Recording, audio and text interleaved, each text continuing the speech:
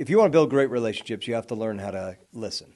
But one thing that most people stumble over all the time is this concept of listen, don't relate. Okay? Oh, interesting. And listen, don't relate says, if I'm talking to you and you say you're moving to Colorado, maybe I had a good experience in Colorado once, or I've always wanted to go to Colorado. What happens in all of us is something's triggered in my brain like, oh, Colorado, right? I have an opinion on it. So listen, don't relate means I heard you, shut the fuck up. But what I mean is in your brain. It doesn't need to come out. Welcome to this week's episode of the Dynamis podcast. We kind of have an out-of-the-box episode, but something on brand with the message of this show. We're out here in Las Vegas right now, and we're sitting in the office of Joe DiRaffaele, Joey D, or Joe D as he's known in the Vegas area. And they have built this beautiful content and podcast studio. I flew to Vegas for, a short turnaround, and I hit up my friend, Brandon, and we recorded an episode together, and he goes, Tim, you really should meet my friend, Joe. I think it would be a good podcast episode to record. And I said, sure, I'm open to that. So I sent you a questionnaire, and on that questionnaire, I asked some simple questions, and one of those questions was, if you had to give a 30-minute TED Talk, what would you give that talk on? Before I introduce you, the reason I'm bringing this up, it's pertinent, I'm going somewhere with this, is because your response to me was, you wanted to talk about the value of relationships, how building deep and meaningful connections, although it's slow at first, once you start and once the relationship's established, the depth and the opportunities that come from that are unquantifiable, okay? And you talked about how to truly connect with no agenda to help others, and that's literally what you and I are doing right now. We're connecting with no agenda. And so typically when I have guests on this show, I know a lot about them. But we're going to play off of your response, how to just truly connect with no agenda. So we're going to wander through this conversation with a sense of a childlike curiosity. So Joe, welcome to the studio. I love it, Tim. Thank you. Great tee up. I do want to make sure as we go through this, I want to get to a section where I give some specific, tangible skills or tools that somebody can use to create what we just talked about. I'm going to hold you accountable to that. Joe D, as people in the Las Vegas area know you, can you give us just a bio? Who are you and what are you all about? What I look at first is I'm a family man. I've got two beautiful children, my wife Shannon. I have like the best friends on the planet. I have said on countless times, I will put my friends list against anybody in terms of quality of human beings, character, and the things that we would do for each other. I've been a business owner for 29, almost 30 years now. I'm originally raised in New York, so I have a little bit of a New York edge to me that when I first came out here, people would say, man, you're so aggressive. Of course, after being out here for a few years, when I would go back home, people would be like, what happened to you? You're like so laid back, and now I'm like, man, it's better culture out here. So really, who am I? I'm just somebody that's having a great fucking time with everything I'm doing. When you sent me your bio, you said you're a husband, you're a father, you're an investor, you're a developer, you raise private capital, you're a fundraiser, you're a philanthropist, you have affordable housing communities and transitional housing. Mm-hmm. You came to Vegas 28 years ago. That was 1995, correct? I came to Vegas in 1986 to go to UNLV. Okay. Why did you go to UNLV? Why Vegas? It's not a great story that, was like, I really knew what I wanted. My mother had a sister out here, my aunt. And I was hell-bent on going away to college. And my mother's like, well, if you're going to go away and it's going to be far, why don't you go somewhere where there's family? And I came out and visited, and I was hooked. Vegas back in the 80s was a very small town. Yeah. There's only 400,000 people at that time, and now we're well over 2 million. So you moved out here to go to UNLV. Yep. What were you going to college for? Because I didn't want to go work in the trades. Is that what you would have done if you stayed in New York? That was the path of, where I came from. Like my grandfather was a bricklayer. My dad was a union mechanic. All guys I grew up around were roofers, flooring guys, framers. And quite honestly, I didn't enjoy that aspect. Were you the first person in your family to go to college? Yeah, direct line, yes. And how did you even pay for college? Did you get a scholarship? No, student loan. I moved out here. I had to live here 6 months without going to school. I had to get a driver's license. I had to get a bank account and register the vote 6 months prior to enrolling at UNLV so I could be in-state. So I'm curious, where were you working in the 80s while you were establishing your residency? What did you do in that 6-month time? I got a job as a lifeguard at the Las Vegas Hilton. I was delivering pizzas for Godfather's Pizza in the evening, and then I was emptying trash cans for my uncle at his office. What was your uncle doing? He owned American Telephone Exchange. He was Okay. an entrepreneur. When Ma Bell collapsed and all the little telecom companies started popping up, he started a regional one. And I had nothing to do, so he's like, well, I need walls painted and trash cans emptied. You can do that. So the lifeguarding was great because 18 years old and working at a resort, there's an abundance of female acquaintances. I was new I'm sure to you didn't town. notice, though. No, You were just I was focused very on the work. professional. I was making Yeah. sure people weren't drowning. But yeah, I mean, that was it. And I was just squirreling away money, just going, I can't wait till I get in school. And when you went to school, what did you pursue when you were in college? Ironically, I just was reading about what the school was good at, and they were good at hospitality administration, so hotel restaurant. So I was like, you know what? Yeah, I'll get a degree in that. I knew it was a business degree, Yeah. and that intrigued me. Did the restaurant side for a little bit. Went to Southern California for 2.5 years. One of my fraternity brothers, that I was a fraternity at UNLV, Alpha Tau Omega, a guy by the name of Guy Fieri. He and I managed a restaurant together down in Long Beach, California, called Parker's Lighthouse. Of course, Guy has gone on in the restaurant industry to be an icon for the drive-thrus, diners, dumpsters, whatever it is. That guy? Yeah, that guy. So I always thought his name was like Guy Ferrari or something. What is it? It's Fieri. Fieri. Yeah. Drive-ins, diners, and dives. Yes, that's the name. That guy. You and him managed the restaurant. Yeah, and we were fraternity brothers before, so That we were is good friends. So crazy. it was fun, but I knew for me, the restaurant industry wasn't it. It was for him, clearly. How did you know? I started looking down the road. I looked at the people that were older than me in the industry, and quite frankly, they just looked beat up and unhappy. You know, the restaurant industry is a grind-it career. Love it. Love the excitement from being of service and making somebody day or evening or whatever they're there to celebrate. But I knew I wanted to be a family man, and I was just like, wow, we're working every night, every weekend, every holiday. You had to deal with something, so I was like, yeah, this probably isn't the path. So that led to what then? Real estate. Real estate. So you got your broker's license then at that point, or? A family friend of mine used to come down to the restaurant from California. He was here in Vegas. A guy by the name of Steve Schneider. If anybody's been in town a long time, you know who Steve is. And he would tell me, he goes, you're wasting your talent in this restaurant industry. You should come sell real estate.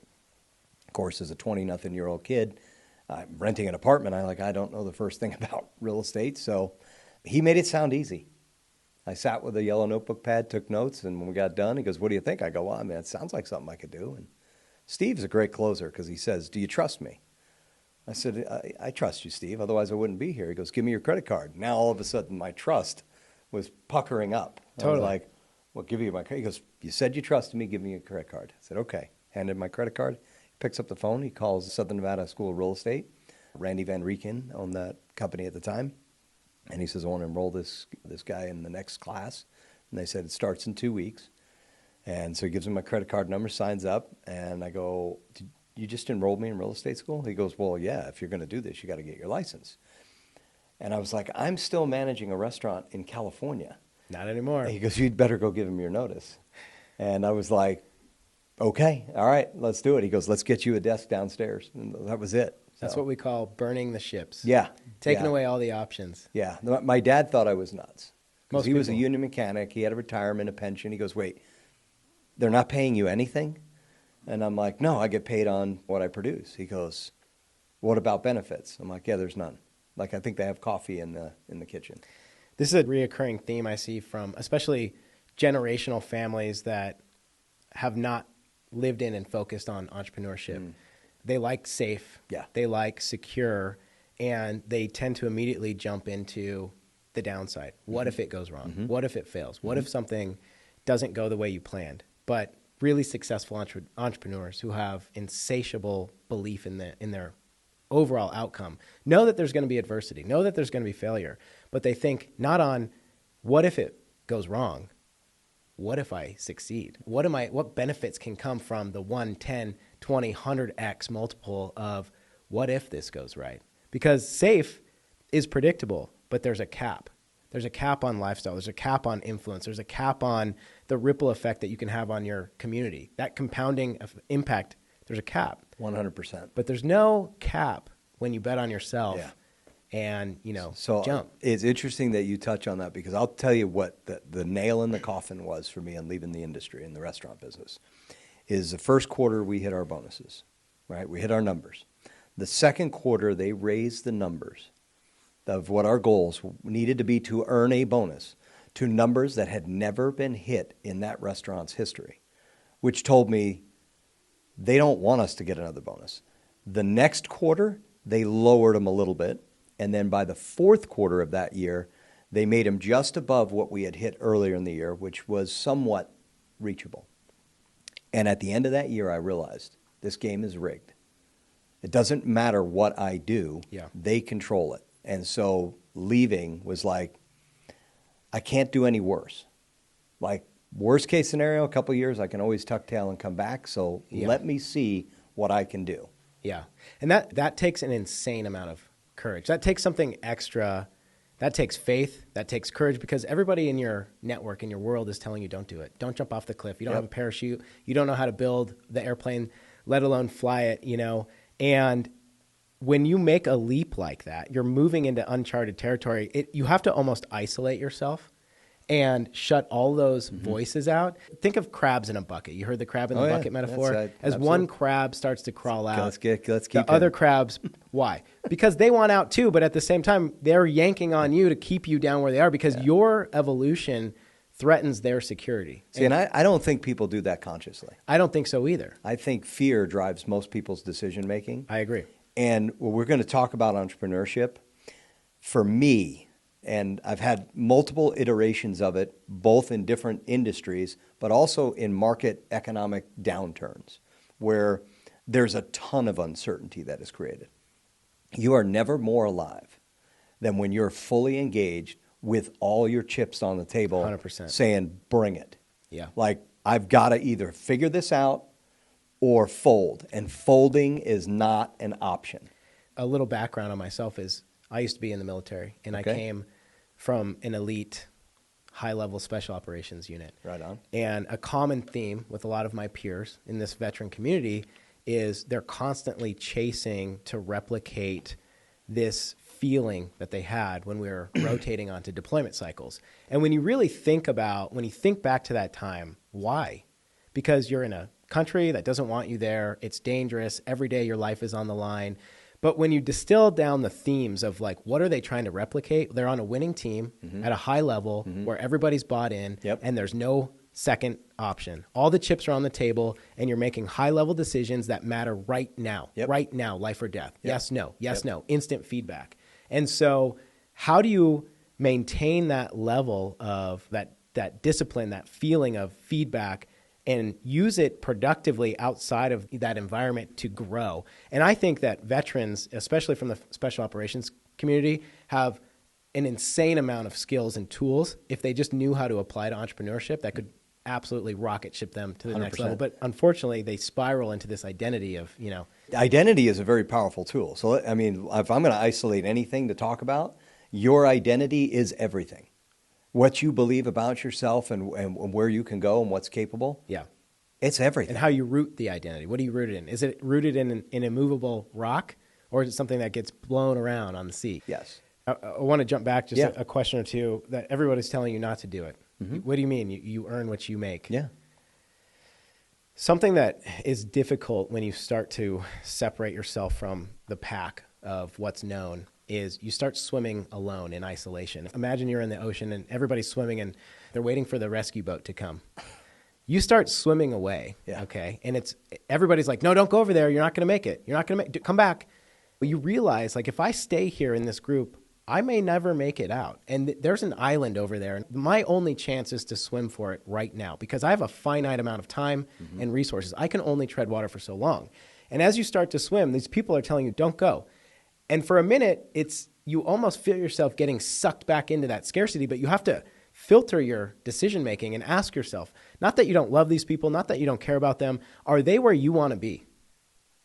Because if the answer is no, they need to be thinking really carefully about the advice they're giving you. 100%. Doesn't mean that they can't give you constructive advice in other areas, but when you are betting on yourself and people are telling you something counter to where you want to go, you have to ask yourself, is that a person that is exemplifying the qualities that I want to live in my life in the future? If the answer is no, you got to keep swimming. Yep. Because the truth is there's only so many resources that you have available. And if you don't get to that island, everybody's going to drown. One of my best friends, a guy by the name of Alex Lair, he says, I don't take health advice from fat people. I don't take financial advice from broke people. And I certainly don't take business advice from people that don't own a business. Amen. And he's like, if you're clear about your listening, looking at your audience of, okay, this person's sharing information, what do they have? What do they bring into the table? If they don't have it, it's a useless opinion. Absolutely. To bolster that, something that's really important, equally as important that I've had to learn is knowing when to keep your mouth shut and your ears open. Because if you're doing all the talking, what are you not doing? You're not learning. So God is an incredible engineer. Yeah. 2 ears, 1 mouth. Absolutely. Use them in that proportion. Absolutely. So your family's telling you, no, don't go do this real estate thing. Don't do it. It's risky. But you do it anyways. Yeah. It was throw the ropes off and set out and use your ocean metaphor and just see what we can do. Yeah. Ships are safest in the harbor, but that's not what they're designed for. Yeah, I had the advantage of a lot of enthusiasm, a lot of energy. Being naive, not knowing 100%. The difficulty that laid ahead. It sounded easy, and quite honestly, the older people in the business, in the office that I were in, they were like, you have a lot of energy, you should go do this. And a lot of it was they were telling me to go door knocking, go do things that didn't disrupt their world. Well, at the end of the first year, when I had surpassed all their production, I was like, okay, who are the people that are actually doing stuff? None of them were in the bullpen. They were all in the private office. I'm like, okay, I'm going to start modeling them. What are they doing? Yeah. And just following other good habits. So your first year as an agent or broker, successful? It was a big brokerage at the time, Americana Group, Better Homes and Gardens. Today they're Berkshire Hathaway. Yeah. They hired several hundred agents. I was Rookie of the Year. And I will tell you, I was not a talented salesperson. I could talk really good, but that's not what a good salesperson does. What I was really good at was being persistent, is that I would show up every day. And I knew from discipline and sports growing up, being an athlete, I was a small athlete, so number one, I had to be fierce in my competition because I was going to get knocked all over no matter what we did. But I knew if I stuck at it long enough, most people quit. Yeah. And they give up. And I knew that I didn't have that same level of give up.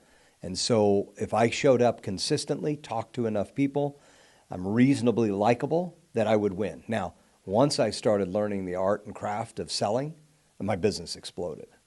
I mean, I was in the Wall Street Journal 5 times. Wow. As one of the top 250 agents in the country. And it was because then I combined that energy, enthusiasm, mindset with actual skill sets. You mentioned that you could talk well, but that's not what a good salesperson does. Right. What does a good salesperson do? They ask great questions and they listen. And they don't listen like, how can I use this to my advantage? Because I know a lot of people do listen through that. They listen to, how can I help this person? The reality of sales, I don't care what you're selling is, solve a problem. Yeah. That's it. Well, you have a problem, let me solve it. And you're paid proportionally for the size and the scope of the problem. You solve small problems, you get paid small. Typically, you yes. solve big problems, yeah, your income increases yeah. at the level of the problem that you're solving. Or if you solve a lot of problems. Or if you solve a lot, yeah. So yeah. I was committed to solving a lot of problems.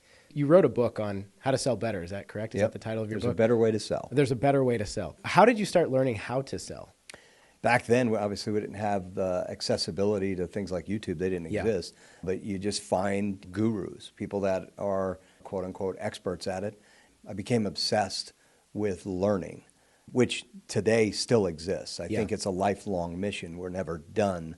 There's never, in my mind, there's never a finish line to becoming a better human being. And so in this context, I started looking at who are the people that teach the best sales skills and then just made it a part of my routine. Kind of dorky, but I would have, and this is back in the day in cassette tapes, I would have cassette tapes of salespeople in my car everywhere I was driving all the time. Yeah, I mean, some big gurus, but even just people that were good at what I was doing that were in another market and they recorded something, I would get it. Yeah. And I would adopt their style and figure out what work that they're doing that I like doing, that kind of stuff. You're constantly honing your craft. So when you really started taking off, what did you build your business on? Were you working mostly with buyers, with sellers? Well, the first thing I figured out is people that do anything at a high level, they work longer, they work smarter, and they arrive early.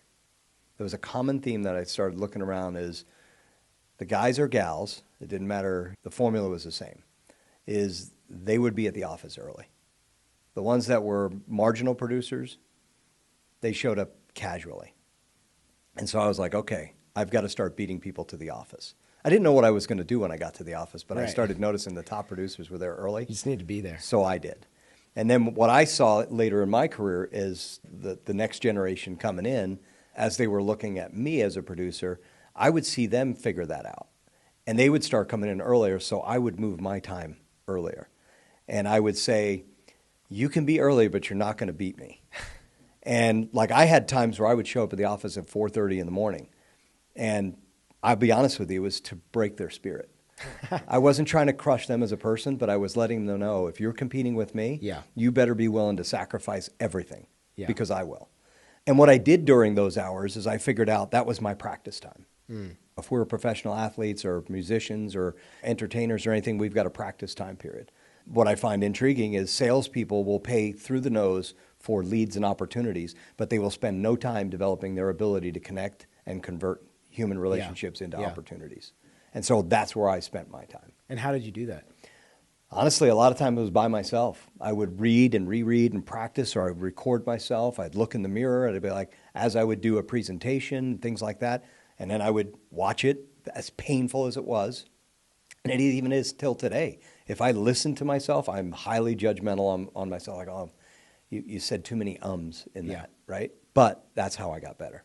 Yeah, but you put that little filter the next time you speak where you're thinking about how many ums you're saying. Yeah, absolutely. Right? We'll go back to identity. Yeah. The identity was I wanted to be this salesperson. And at this point in my career, am I in sales? Yes. I think everybody on the planet is in sales. If you want your husband or wife or whatever to go to a movie, you're in sales. To pick a restaurant, you're selling them on why they should go. Why are we not spending all our time becoming better communicators? Today, and this probably happened even 15 years ago, I can tell when somebody's being clear or not clear. I studied neurolinguistic programming. Now, anybody that's listened to this interview, don't go down the rabbit hole of it, but use it as a resource. I watch some people will study it and become obsessed, and then they stop being a human being. But I can recognize eye patterns. I can recognize hesitancy. What do you mean? Can you speak about eye patterns? Well, a friend of mine just came in earlier, and he was like, I got all this stuff going on, and just as he started talking, I said, listen, I'm gonna cut to the chase because I can see where you're struggling right now. And we have a good enough relationship I can do this with him. He goes, okay, what? Yeah. I go, you got too many things in your head right now. And he's like, what? I go, your eyes are just going back and forth. You're not clear. Go home, answer these questions this weekend, and let's talk on Monday. And for him, it's a time saver because he's in this place of his business is evolving. He's trying to figure out where he's going. I could sit with a client or investor or anybody really and just go, there's a disconnect between the words that you're saying and what's really going on. And you can identify that right from language. I can tell on the phone when I'm negotiating a deal with somebody, say another real estate agent, I can tell when they're bluffing because the pitch in their voice changes from how they were in the beginning of the phone call. Does that come from just repetition? There's time in the saddle. There's no simple way to say if you got to pay your dues. You're going to be great at anything. Right. You got to put in time. I would say for anybody that wants to be good at anything, you've got to get clear on what that thing is first, right? And then you have to get obsessed with it. Yeah. So I'll give you an example. Unhealthy obsessed a little bit. I'm obsessive personality, but I understand where it's good to be excessive or not. Like I never did cocaine because I think I would like it a lot, and I would probably do it all the time. Yeah. So it's like I can't do that. But in this place, I could be really good. So I would practice on my kids using neurolinguistic programming techniques or closing techniques. Like for my kids, I would give them an alternative choice close at dinner. They would be complaining about they didn't want to eat the broccoli or whatever. I'd say, well, you can have ice cream for dessert, but you have to decide if you're going to eat your broccoli or your potatoes first. Which one are you going to do? And they would go, I'm going to eat it second. Good for you. Did I care? No. Did I get the result? Yes. Joe, that's exactly what I do with my 4-year-old daughter. I just shift her choices. Yeah. So instead of saying yes or no, or you have to, same thing. Yeah. I just give her, okay, well, here's your options. Yep. You can make your choice. Yep. You were talking about you would show up at 4:30 in the morning and you'd practice. Mm-hmm. You're practicing these closing techniques and the language models. What that's also doing is you're becoming prepared, right? And when you are more prepared and you show up prepared, what happens with confidence? Oh, through the roof. Confidence is everything. And when you have confidence, are you more likely to get what you want? Yeah, absolutely. And when you don't have confidence, it's probably the person on the other side of that negotiation can see right through that. There's no confidence sitting in that chair. 100%. Yeah. We can read people. But you can build that confidence. Yes, it's sitting in the saddle. Yes, it's failing in negotiation. But you're also in the gym bench pressing every single day those language models so that when you show up, you feel prepared. Yep. So going into that meeting, your confidence level is already at a 10. You're going to get punched in the face and go, oh, man, I need to get back in the gym because maybe I was only at an 8 today. Yeah. But you're already setting yourself up for success. Yep. Because when you're unprepared and you're frazzled, it just starts the snowball of how are you starting your day? 100%. I'm going to just add something to that. As humans, we default to our level of conditioning. Yeah. When we're under stress. Absolutely. Right? So if you're in great shape, it doesn't matter what's going on in your environment, you're going to perform well. If you're not in great shape, maybe on your best day when all the stars are aligned, you'll perform well. But under stress, which is the reality of the world, you're not going to perform well at all. So what I mean by that for salespeople, for me, I'm a huge believer in anybody should be good at communicating. When you're always thinking about what you're going to say next, you're missing 90% of the conversation. Whereas if you're not worried because you've practiced and you know how to handle yourself in these circumstances, my brain, and this is one of the few times this happens, when I'm with somebody, it goes completely quiet. Because I'm not worried about what I'm saying next. Yeah. I'm only worried about what's important to you. Well, and back to what we were talking about, mouth shut, Yeah. ears open, and what makes a good salesman, I asked you. Yeah. Listening. Yeah. And solving their problem. Yep. I'm sure you've seen like the big social media trend where people are getting in cold water, cold plunges and all yeah. that. Okay. There's a couple reasons to do that. Let's just shove all the physical health benefits aside. Okay. The main benefit, I get in cold water every single morning. Yeah. It's a habit that I've integrated into my morning routine.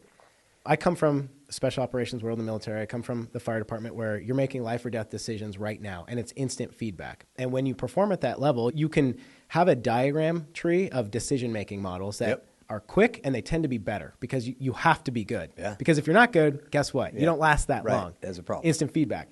So what getting into cold water does physiologically to your mind, okay, is it puts you into survival mode. Mm-hmm.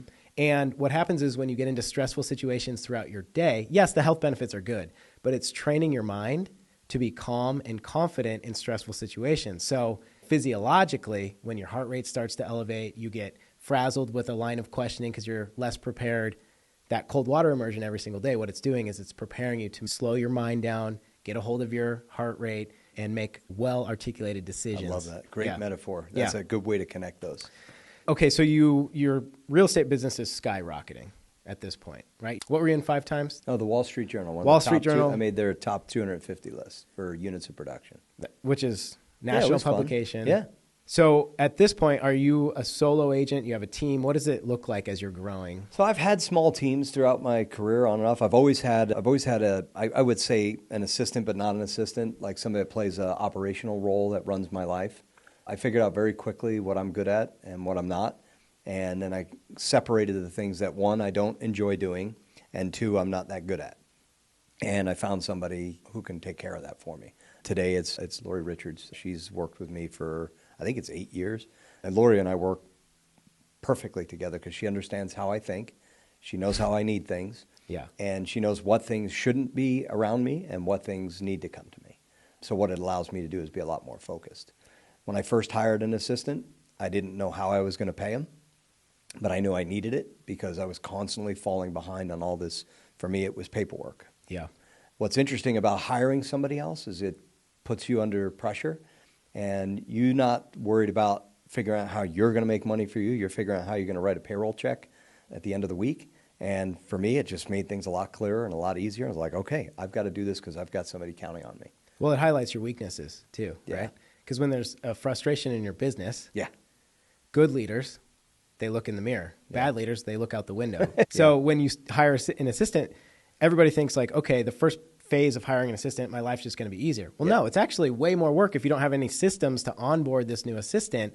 And then you start to realize like, okay, I'm actually falling short in these areas, and it's magnified. And so, yeah, that first transition is difficult. And then how you handle that, if you look inward or outward, carries down culturally into your relationships inside that business as well. And when you're talking about like looking through that, call it maybe a stress test, if you would, of Yeah. the things that you enjoy and things. today I look through a very simple lens. Where I spend my time work-wise, okay, it has to be something I enjoy. If I don't enjoy it, number one, I know I'm not going to do it at the level that I commit myself to. So I'll be shorting myself. And then number two, it has to fit in my lifestyle, right? So do I enjoy it, and does it complement my lifestyle that I have today? Yeah. Early in my career, lifestyle was always second. Like, I have to pay the price. I have to do what I need to do. I've got to climb this mountain. At some point, you reach whatever level it is, and for everybody it's different, and you start looking through a different lens. And then the third thing is it give me quality time, quality people, quality relationships. If it fits those things, I'm interested. Yeah. And what happens is when you slow down, you tend to make decisions that are more in alignment with your personality type, which opens up the abundance tenfold, right? When you're doing all these things that are dragging you down, you're focusing on the bulk 80% of the stuff that you don't want to focus on. Your progress, you're just inching out inches. You're scratching for inches. And when you drop all that and focus on the 20% at the top, next thing it's like the momentum. You've got a lot going on. Affordable housing, transitional housing, you're a philanthropist, you're an investor, a developer. Can we transition a little bit and talk about how did you go from a successful real estate business into investing, developing? What did that look like? How did you start? Yeah, I mean, it started just as simply as buying one rental property because I noticed the people that I was drawn to in terms of the ones that I wanted to emulate in the industry had passive income. And even to this day, I still love helping clients. So some people go into it because they want to get away from what they're doing. For me, it was like, okay, I want to add to what I'm doing. And as I started doing... That's a great way to look at it. Thank you. Because you stay focused on giving. Yeah. At the end of the day, like, I'm only as good as the people I can help. Yeah. And that goes for every aspect of every business that I'm involved with. The transitional housing, right? I'm only as good as what I can do to help somebody else that's in that tough time. Yeah. And if I'm not very good at that, then I shouldn't be in it. And if it doesn't feed my soul, I'm not going to be as committed as I should be. And so don't even do it. Now, I have started down the road on businesses and things, and I've gotten money, and whether it be 50 to 100,000 invested, and I realized this isn't it for me. Yeah. And as painful as it was to go, okay, that was a mistake, I look at it very quickly, like you were saying earlier, drop that, opportunities come flying in. So the bulk of everything that I'm involved with that is of any value or any quality is directly related to a relationship that I have and that I've built. And I didn't go out to build the relationships to get those things. Right. What I got clear on is I got finished with being a transactional person, which was a pure numbers game, just talking to as many people as I could to get business, right? And there's nothing wrong with that. It was the scale and the space I was in my career. There's a season. There's a season for it. As I started realizing the more fulfillment I was getting was from depth of relationships that I would have with people. And so I started naturally allowing myself to go that way. Even though the ego liked the big production and the awards and the accolades from, these big numbers, the fulfillment side was going, this isn't it. As goofy as it sounds, I just helped this lady's family. This little old lady, her first name is Ania. I started working with her 27 years ago, and I've helped her buy multiple properties, and at the time it was her and her husband. They were just good people. Yeah. They didn't have a ton of money, but they were disciplined, like they would buy little rentals and things like that. When her husband passed, there's two names that are in his trust as advisors. There's my name and their financial advisor. And every year she comes in and she meets with me, and we talk about her couple of little rentals, and she wants to buy this and maybe sell this. It is one of the most fulfilling things that I get to do. Ironically, when I figured it out that this is what I really enjoy, as I said, I'm just going to build great relationships with really cool people. And that's what it is today. So I spend all my time and all the other opportunities. Development company, I had a friendship with somebody for over 30 years, but they said, we need somebody that has a lot of relationships that can raise money. And he called me, goes, Joe, I think you're going to be perfect for this. I knew nothing about development. We sat around the table. I trusted him. We had enough depth there. I'm like, let's do it. Transitional housing was a client of mine that we were out looking at property. And I ask people this question all the time. What's your biggest need right now? What's the biggest need in your business? What's going on for you? How can I help you? Most of the time, the answer is, oh, I know somebody I can connect you to. That's their answer most No. of the time. Oh, yeah. They will give me an answer, and I'll go, And then you make the connection. I've got somebody that can help with You're that. the dot connector. Yes. Human capital is the most valuable Yes. currency. Yes. And so that started to become a thing that I enjoy. People call me silly things. Oh, our air conditioner is out. Who do you recommend? Oh, I'll call these two companies, blah, blah, blah. They happened to say a need that I went, oh, I can help you fulfill that. And they were like, we would love to do business with you. And so we started this conversation of what would that look like? Yeah. And how would that work? And here we go. So by forming these genuine relationships and contacts and by giving with no expectation of receiving, you're becoming like this focal point. And what happens is now you're becoming the conduit to opportunity. Mm-hmm. You're like the wire that the electricity is coming through to connect to a housing unit. You're the conduit that all of this opportunity is transporting through because you've developed all this social equity with all these people and you have these contacts and connections and you can bring those connections together. And then naturally, serendipitously, all this opportunity comes alongside. Yep. You're not out looking, what's in it for Joe D? What's in it for me when you're talking to this old lady that's got nothing to give you, really? I think the immature version of me was definitely grinding, like, well, I got to get X and I need to hit these numbers and this much performance. And I think there's an aspect of that I needed that. Yeah. But at some point I realized there was a bigger game to be played and it was much more fulfilling. Can you tell me a little bit about the transitional housing? It's pretty basic. We just help people at the time when they need it most. Are they? It's here in Las Vegas? Yeah, it's here in Las. How many units are there? I'm not going to go into too much on scale, and Yeah. the main reason why is because we operate in the shadows. Yeah. You can't find anything about us publicly. Yeah. And it's done on purpose. Well, who does it really serve, I guess, is a better question. I would say 80% Relationships of our people that stay with us are single female women with multiple kids. Okay. And either the male in the house has never been around, has been arrested, and they're in a vulnerable position where they would wind up being homeless. And so they wind up finding their way to us through some of our partnerships that we have. And ultimately, our objective is to operate in the shadows to give them dignity. Are those partnerships, are they the foundation of these partnerships? Are they like churches or just like nonprofit groups in the city? They're everything. At the end of the day, Yeah. it's good relationships with other good people. Right. And so they know we'll help solve that need, and we do. And it's similar for the affordable housing, I'm assuming. Same kind Yeah, of I mean, the affordable housing, you got to fit within a certain amount of parameters in terms of, we do workforce housing. A lot of people use the word affordable as a label for a lower price, but you have to be employed, but you can't make too much. Okay. And so there's guidelines on which they need to be able to earn, Yeah. but if they exceed that, they don't qualify to be in our property. Okay. Yeah.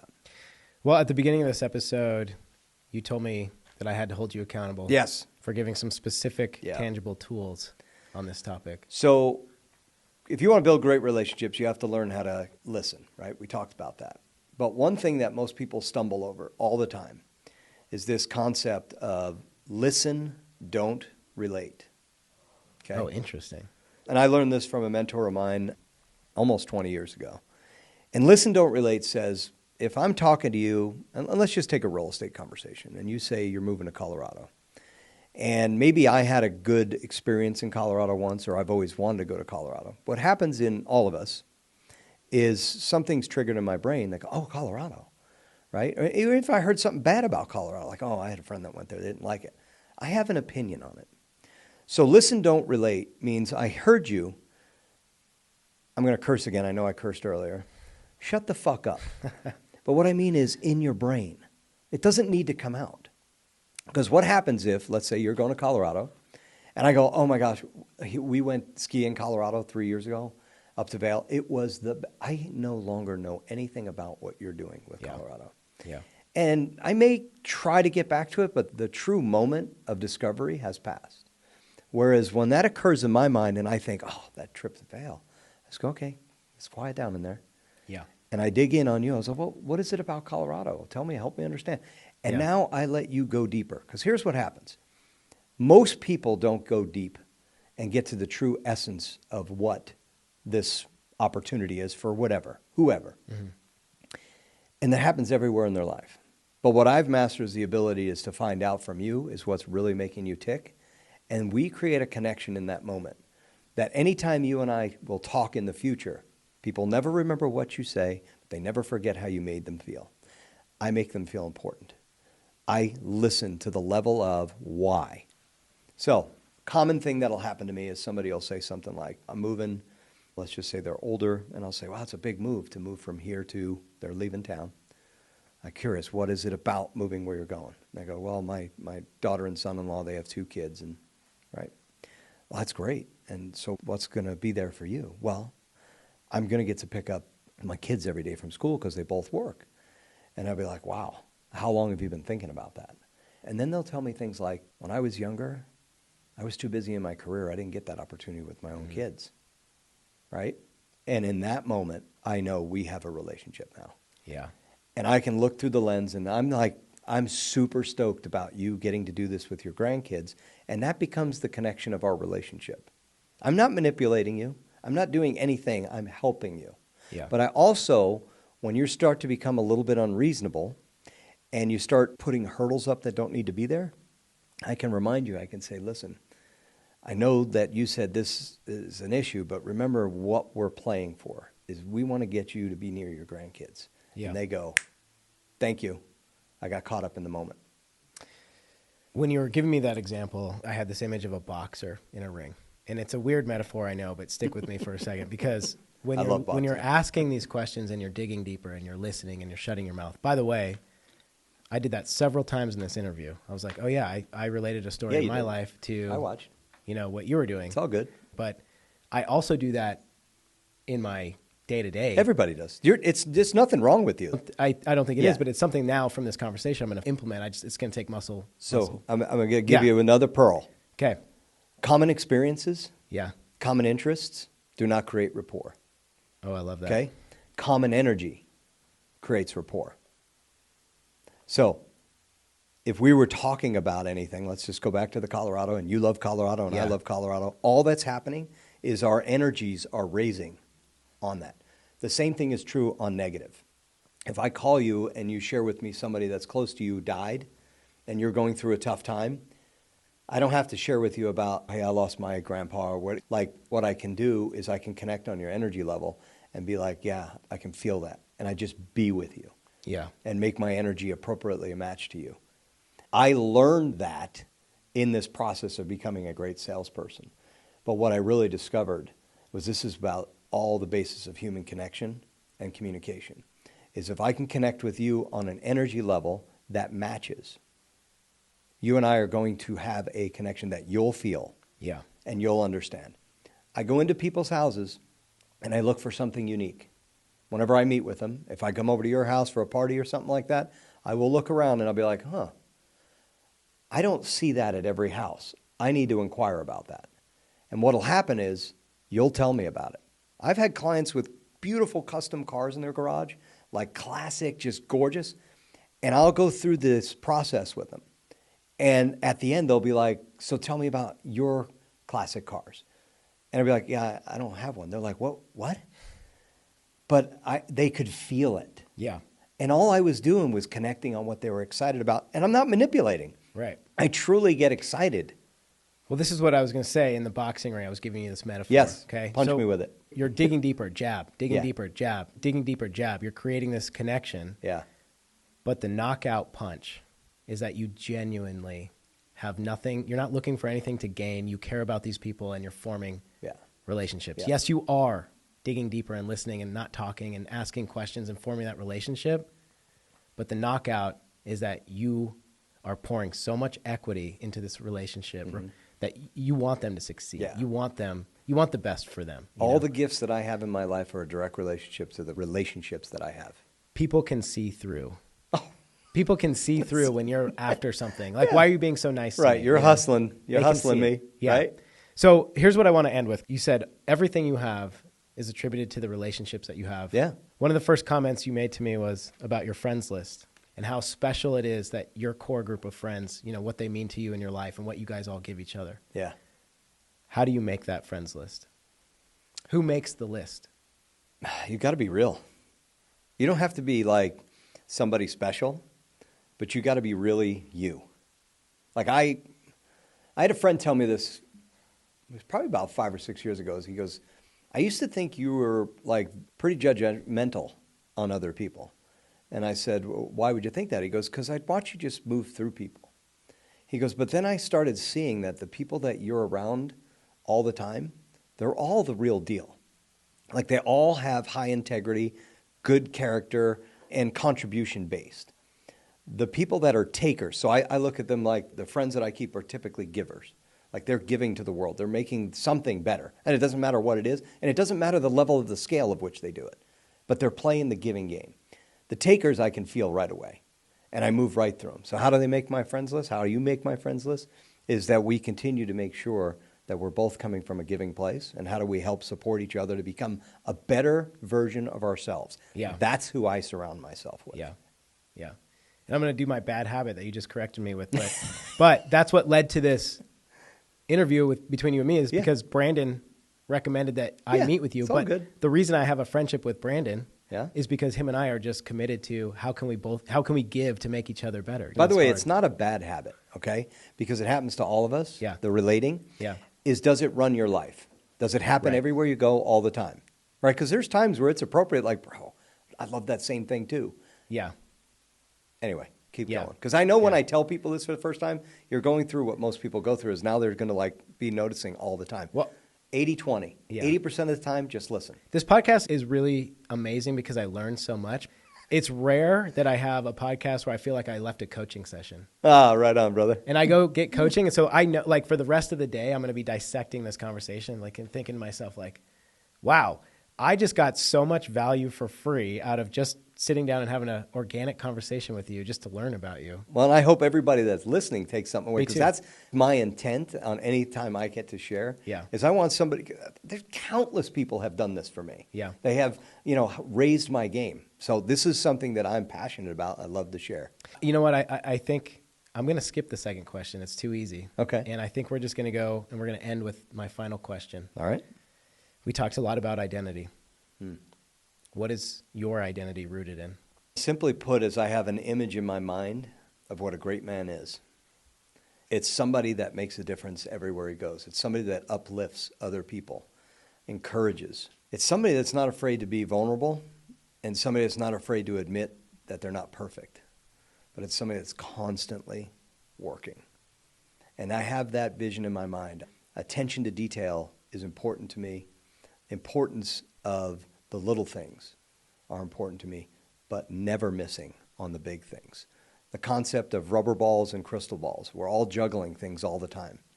I might have 8 to 10 balls juggling at one time. I need to know which ones are the crystal balls because I cannot let them hit the ground. Yeah. I can let a rubber ball bounce. It'll come back up. It'll be fine. I'll be bummed that I missed it. But I focus on what's most important. And that's the image that I carry in my mind. So when I wake up in the morning and that alarm clock goes off at 4:30, 4:45, and I start thinking it's cold outside and I got to get to the gym and I've got to do this, the inner bitch does show up and for a moment goes, but you've been really doing good. And it's like, yeah, but the image of who I am is not going to allow me to do anything less than what I've committed to. And so just follow that commitment. And I have that standard for everything that I do. Joe, you have given me so much Right on, value in this podcast, and I am really grateful for you taking the time to sit down and discuss with me. And I know everybody in my audience is getting something out of it too. So thank you. Thank It's you, been a man. pleasure. It's been an honor to be on here and echo what was said before we got on here about your level and ability to question. You are very good at what you do, and I say keep on the path, brother. Thank you very much. I appreciate that. Right on, man. Appreciate it. Thank you. To all you listening out there in the Dynamis world, I hope you guys got some value out of this podcast. I would encourage you to go on social media, check out Joey D. He's blowing up. He's blowing up all over social. He's doing big things out here in Vegas. Give him a follow and come along on the journey. Thank you guys, and we will catch you on the flip side. See you next week.